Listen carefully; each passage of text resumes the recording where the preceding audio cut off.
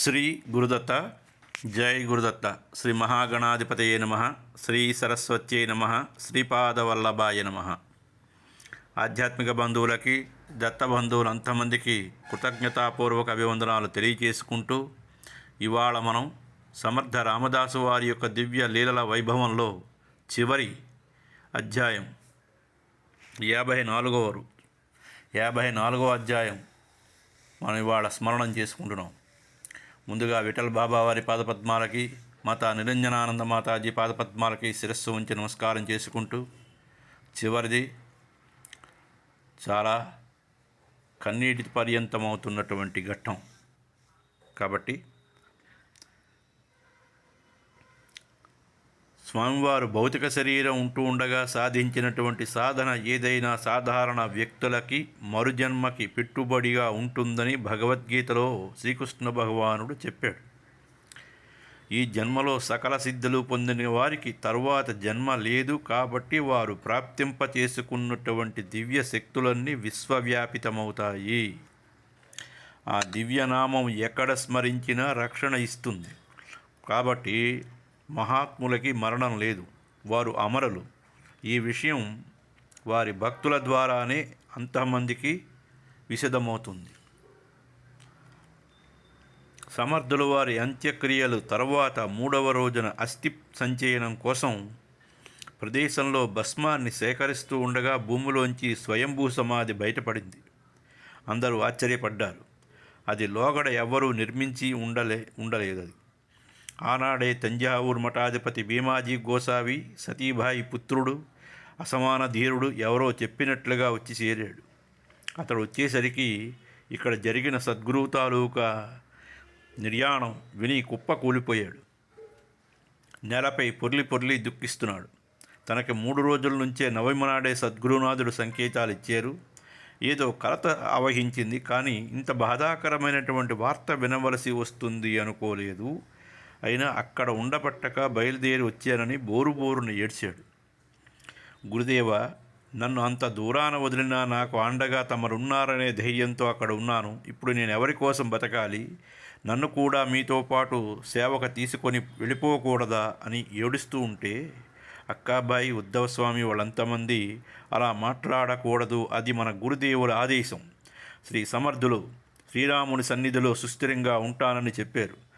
ఏడవటం పిరికివాడి లక్షణమని సమర్థన సద్గురునాథులు బోధించారని తెలిపి అతన్ని ఓదార్చారు. కొంతసేపటికి కళ్యాణ్ స్వామి ఏడి అని అడిగారు. ఆయన ఇంకా ఈ వార్త తెలియదని చెబితే మళ్ళా దుఃఖపడుతున్నాడు. అంతలో గురుదేవుల ఆజ్ఞ లేదు, ఎలా చెప్పగలనని వారు దుఃఖిస్తున్నారు. అంతలో ఎలాగో వారికి కళ్యాణ్ రాజభటుల ద్వారా తెలుసుకుని ఉన్నవాడున్నట్లుగా గుర్రంపై వారు తీసుకుని వస్తే సజ్జనగడికి చేరుకున్నాడు. ఆగమేఘాలపై పరిగెత్తొచ్చాడు. గురుదేవ, తమ ఆదేశం లేకుండా నన్ను రావద్దని గట్టిగా శాసించారే, ఇందుకేనా నన్నెందుకు దూరం చేశారు స్వామి? నేను చేసిన అపరాధం ఏమిటి? నాపై ఎందుకు ఇంత కోపం వహించడానికి కారణమేమిటి మహాత్మా? నేను మీ పుత్రుణ్ణి కానా అని ఏడుస్తూ స్వయంభూ సమాధి దగ్గరికి వెళ్ళి తలని సమాధికేసి కొట్టుకుంటున్నాడు. గురుమాతే, మాకు ఇంకెవరు రక్షకులు? మీ దర్శన భాగ్యం లేక నా మనసు ఎండిపోయిన బీడుగా మారిందే అని ఎన్నో విధాలుగా ఏడుస్తూ తలపగల కొట్టుకుంటూ ఉండగే సమాధిని చీల్చుకుని సమర్థుల వారు కళ్యాణ్కి దర్శనమిచ్చారు. అతని శిరస్సుపై చెయ్యి ఉంచి దుఃఖాన్ని ఉపశమింపజేసి, ఒరే కళ్యాణ్, ఒరే నా పుత్ర, నువ్వు లోక కళ్యాణం కోసం ఎంచుకోబడిన వాడివి. నువ్వు ఈ విధంగా దుఃఖానికి మోహానికి లోపడకూడదురా. ఉద్ధవుడికి, అక్కాబాయికి, భీమాజీకి మొదలైనటువంటి అంతమందికి నువ్వు తత్వబోధ చేయి. వాళ్ళకి చెప్పు, నేను ఎక్కడికి వెళ్ళలేదు, నిరంతరంగా జాగృతంగా ఉండి అందరికీ రక్షణ ఇస్తానని చెప్పు.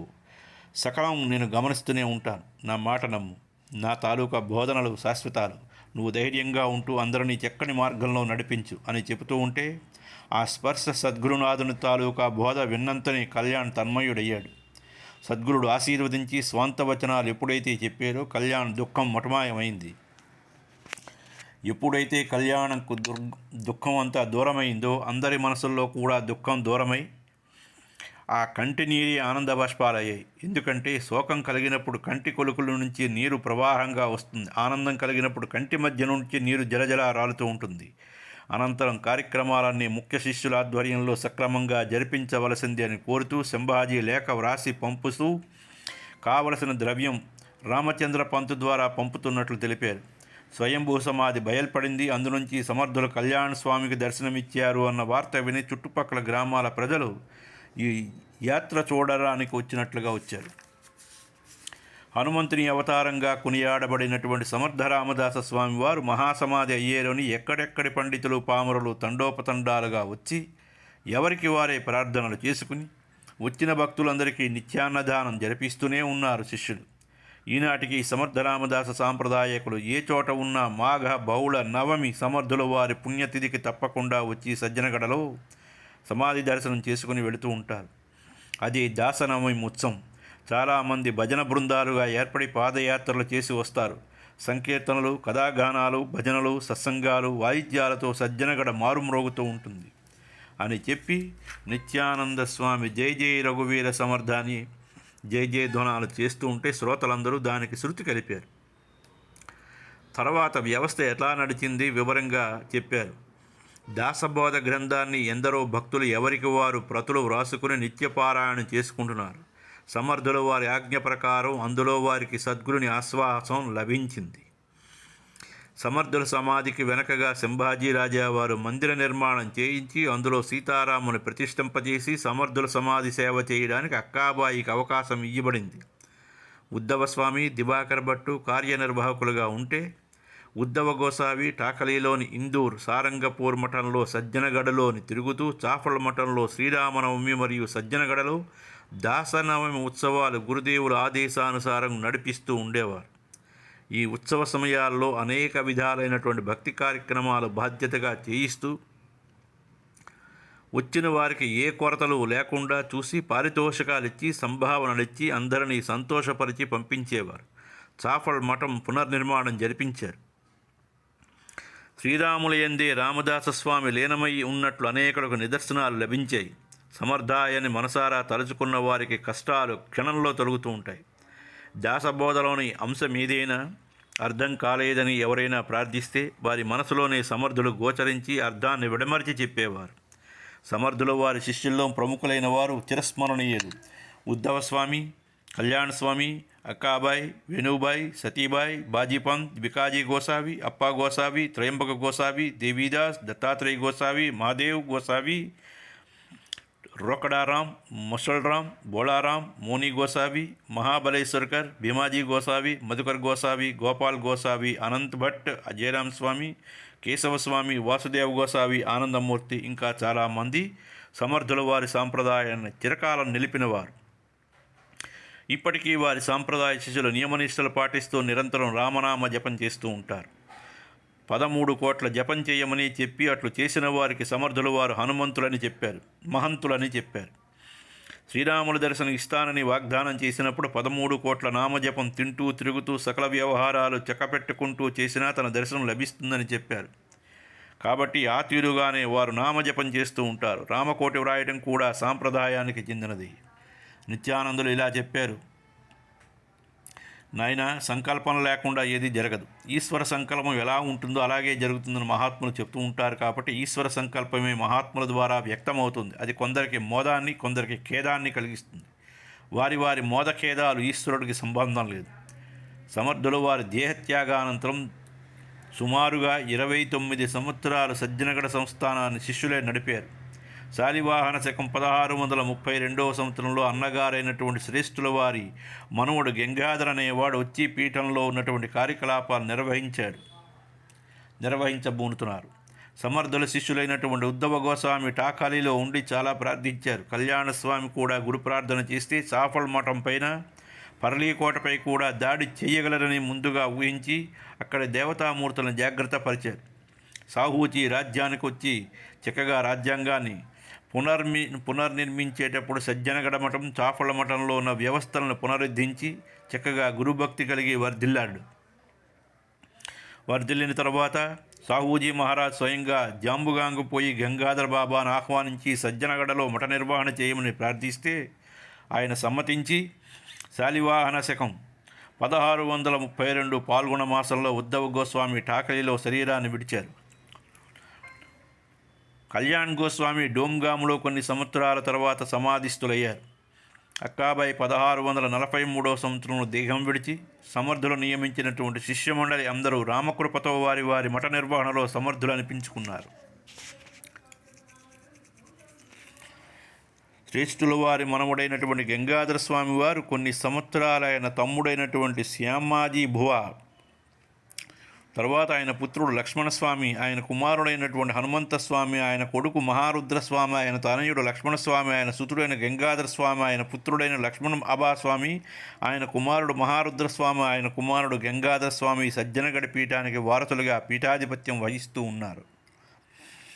జాంబగాంలో శ్రేష్ఠులు తండ్రి గారైనటువంటి సూర్యాజీ పంతు వారికి శ్రీరాములు వారు స్వయంగా ప్రసాదించినటువంటి విగ్రహాలు వారింట్లో 7 తరాల వరకు ఉండి పూజలు అందుకున్నాయి. తర్వాత ఒకరోజు అకస్మాత్తుగా విగ్రహాల్లో ఆంజనేయమూర్తి తప్ప మిగిలిన విగ్రహాలన్నీ మాయమైపోయి దొంగలెత్తుకుపోయారో ఇది దుండగల దుష్కార్యమో ఏమీ అర్థం కాక చాఫల్ మఠానికి సజ్జనగడకి లేఖ వ్రాసి పంపి 7వ తరంలో రామచంద్ర బాబా గారు పాలు పళ్ళు మాత్రమే తీసుకుంటూ రామోపాసన ప్రారంభించారు.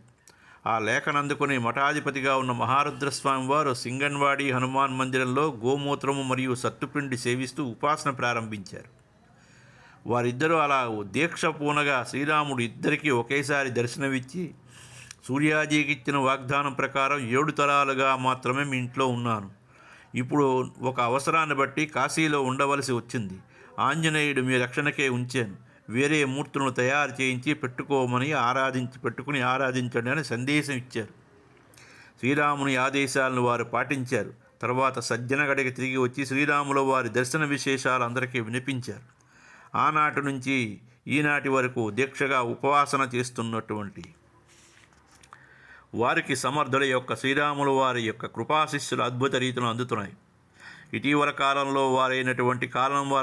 వారైనటువంటి శ్రీధర్ మహారాజ్ వారు బాల్యంలో తల్లితో పాటు హైదరాబాద్ నగరంలో సమర్థుల మఠానికి వెళ్ళి సత్సంగం వినేవారు.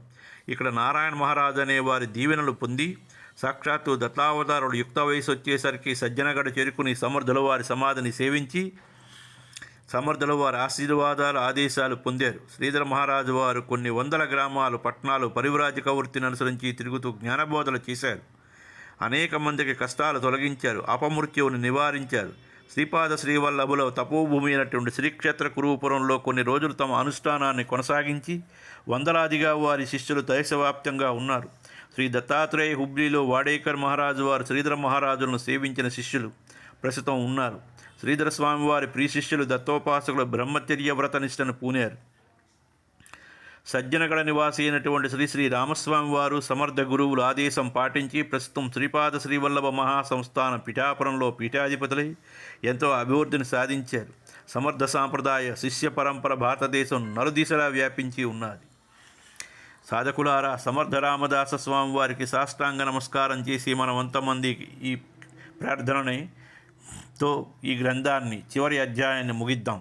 సమర్థ సద్గురు ఆది మధ్యాంతరహిత, నువ్వు ఆపద్బాంధవుడివి, అనాథరక్షకుడివి, దీనదయాళుడివి, మమ్మల్ని రక్షించి కాపాడు.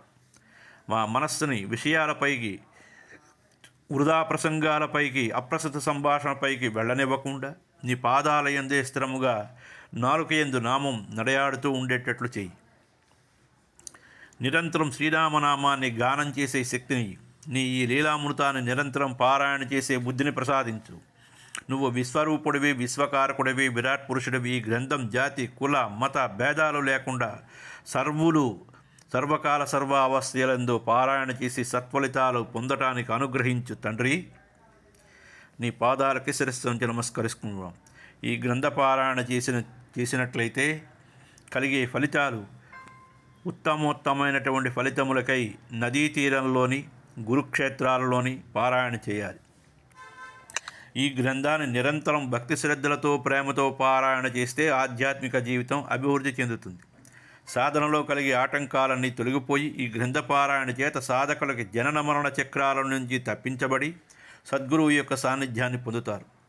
ఈ కథలని శ్రద్ధతో చదివి వాటినన్నిటినీ జ్ఞాపకం ఉంచుకుని స్వామి సమర్థుల రూపం మననం చేసుకుంటే, వారి చరణ సన్నిధిని ఆశ్రయిస్తే, సమర్థ సద్గురుని సర్వస్తి శరణాగతి వేడితే వెలుగు రాకచే చీకటి అందులో లయమైనట్లు జ్ఞానం ఉదయించి అజ్ఞానాంధకారం పారద్రోలి ఈ గ్రంథపారాయణ శిష్యుడికి గురుతత్వాన్ని ప్రబోధపరిచి ఉత్తముడైనటువంటి గురువుగా తీర్చిదిద్దుతుంది.